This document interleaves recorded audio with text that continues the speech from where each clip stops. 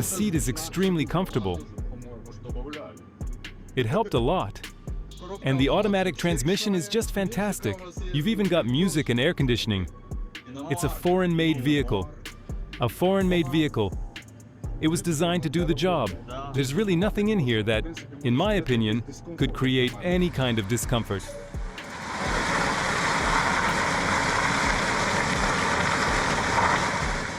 Glory to Ukraine, and greetings to the viewers of the Army TV channel.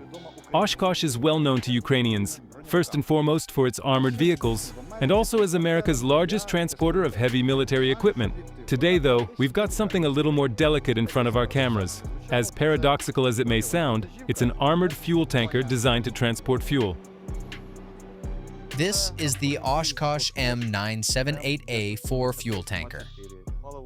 Its combat mission is to refuel military vehicles and transport fuel and lubricants to locations that aren't exactly safe.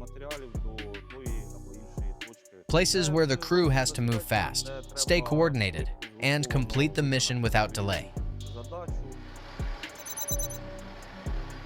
How quickly can you pump all the fuel out of this tanker? At most, it takes about 20 minutes, 30 minutes maximum, to completely pump out the entire load. The tank holds 9,500 liters, about 2,510 gallons. To start pumping fuel, we just go through a few very simple steps. First, we open the main valve. That's the primary valve connecting the fuel system to the tank. Next, we open the second stage, the pneumatic valve. Then we switch on the pump. After that, we simply roll out the hose. If there's a fuel nozzle attached, we can work through the nozzle, or we can disconnect it and operate without the nozzle. All that's left is to open the valve, and we're ready to start pumping fuel.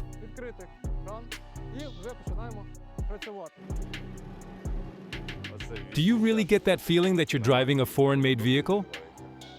Yes, you definitely do. When the weather turns bad and you have to drive into what we'd call a mud pit, if you handle it properly and use your head, it'll keep going a long way. In the 40,000 kilometers, about 24,850 miles, I've driven this vehicle. I've never had a situation where I got stuck out in a field or couldn't get it where it needed to go. There are a lot of useful little features and buttons that really help while you're driving. You can switch on the ABS. You can quickly engage the 8x8 drive when you need it. We had a situation this past winter when the ice was terrible and heavy snowfall covered everything. Even on city roads, it was almost impossible to get a fully loaded truck moving. And because it has such a long wheelbase, there were places where the road had a slight slope and the truck would start sliding through the turns. It all comes down to skill. Sometimes you quickly switch it into 8x8. Sometimes you hit the ABS to help stabilize the truck, and then you just keep moving forward little by little. What's the fastest you've ever pushed it? Well, officially the maximum is 100 kilometers per hour, about 62 miles per hour. It won't go any faster because it has a speed limiter. Although going downhill, I've managed to roll it up to 120 kilometers per hour, about 75 miles per hour. That's the absolute maximum. But you just said it won't go over 100.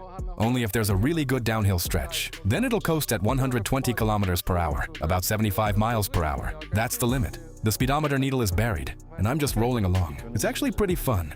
How long have you been driving it? Since 2023.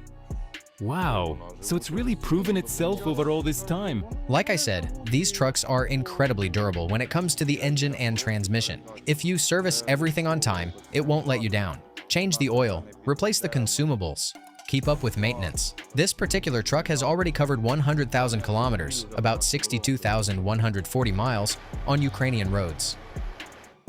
The thick armored windows and the heavily armored cab are built to withstand any caliber of small arms fire, shrapnel, and even certain types of explosives. The shape of the cab was designed so bullets would ricochet off it. By today's standards, maybe this cab is already outdated. The war has changed, but because of its shape, it's a lot like an armored personnel carrier, with those sharply sloped surfaces that help deflect incoming rounds instead of taking them head-on. It's a very specialized vehicle carrying out critical missions. You spend a lot of time driving it, don't you? Very often, yes. Do you ever get that feeling that someone's trying to kill you? Sometimes. When we drive into places where there's a lot going on, that feeling is softened a bit by the fact that the cab is armored. You feel at least a little more protected than you would in something like a Ural truck. There was one case involving some of our guys working not far from Dobropilya. They were carrying out a mission with one truck of this model, along with several other vehicles, Krazis, Urals, and Kamaz trucks. While they were working, the position came under attack. Sadly, the men who were near the Kamazis, Mazis, and the other trucks were killed. But our colleague who was inside this vehicle managed to jump into the cab in time. He suffered burns, but he survived. As far as I'm concerned, the truck did exactly what it was supposed to do. The rear section, the fuel tank and everything back there was destroyed. But the most important thing was that a human life was saved.